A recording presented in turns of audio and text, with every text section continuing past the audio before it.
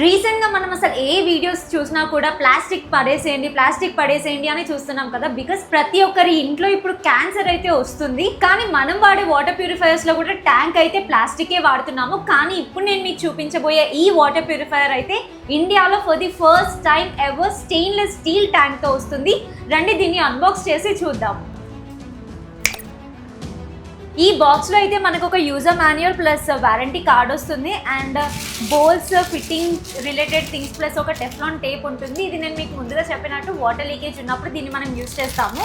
And ఒక adapter కూడా ఉంటుంది. ఇది దేనికి యూజ్ అవుతుందంటే జనరల్ గా మన ఇంట్లో వోల్టేజ్ ఫ్లక్చుయేషన్స్ వచ్చినప్పుడు టీవీస్ కానివ్వండి, రిఫ్రిజిరేటర్స్ కానివ్వండి పాడవుతూ ఉంటాయి. సో అలానే మనకి మన వాటర్ ప్యూరిఫైయర్ కూడా పాడైనప్పుడు ఏంటంటే మనకి సింపుల్ గా ఇక్కడ ఒక లైట్ ఉంది కదా, ఇది వెలగడం ఆగిపోతుంది అనమాట.